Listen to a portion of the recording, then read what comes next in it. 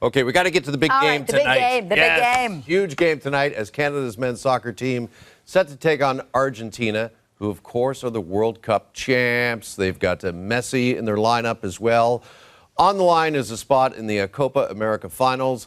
Global's Mackenzie Gray is in New Jersey for us this morning, just outside MetLife Stadium, where the match will take place, and joins us now for more. Mac, good morning to you. As I mentioned, Canada will meet Leo Messi and Argentina for actually the second time in just 3 weeks. If Canada is going to pull off a major upset tonight, what needs to go right for them?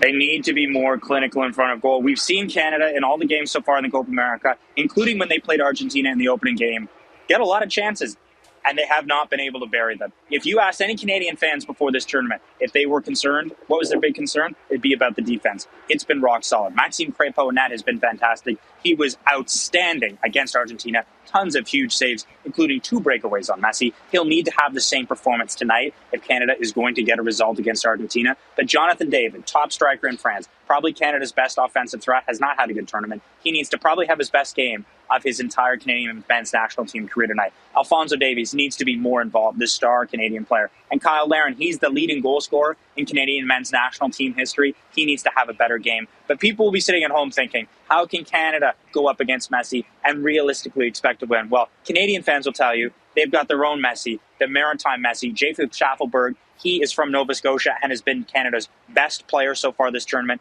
His pace down the left-hand side has been a huge problem for all the teams they've gone up against, and that is the one advantage Canada has. They are younger, they are faster, they are more athletic against a wise and older Argentinian team. They will have to use their speed tonight to be able to get by Argentina, but even then, Jesse March, the Canadian men's national team coach, says they need to play their best game yet, and even then, it might not be enough for them to get a result against the world number 1.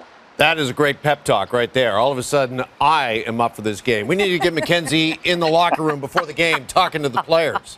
For sure. All right.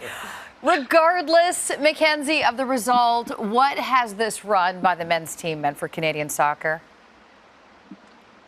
Well, it's huge for them. You know, just a few years ago, the Secretary General of the Canadian Soccer Association said they were considering bankruptcy. There's a new guy in charge, Kevin Blue. I spoke to him yesterday saying, look, we're focusing on what's happening on the pitch. That will solve our money issues off the pitch. But their success on the pitch here will help them with their money issues. They're going to get $8 million at a bare minimum if they finish 4th in this tournament, which is the worst they can do now. They'll get $8 million. That goes to some of the players, both on the men's and women's team, but there'll be money for the federation. But more importantly for them, we're leading up to the World Cup that will be in Canada, games in Vancouver and in Toronto in 2026, and they will have played some very strong teams here at the Copa America. 2 games against the world number 1 team, hopefully another one in Miami if Canada can get a result tonight and go to the finals of the Copa America. But that will be the huge takeaway for them. The players will feel like they have the ability to go anywhere and be able to get up results. And tonight will probably be their biggest test in terms of the fans. I was at the game in Atlanta, the first game of the Copa America. There were 70,000 people there, probably 1,000 Canadian fans. There's going to be 82,500 people at the game here tonight,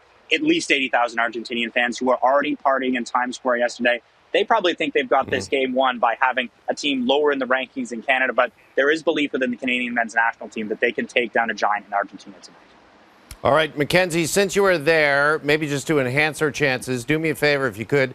If you can find Messi later today, tell him we've actually moved the game to Vancouver, because then he likely won't show. Well, he's actually hurt, guys. He's hurt. His hamstrings are hurting right now. Watch for that tonight. That's one thing to watch for. He's not as regular Messi. Canada will need to pounce on that. All right, fingers crossed for Canada tonight. Mackenzie Gray for us in New Jersey this morning. Mac, appreciate this. Thanks so much.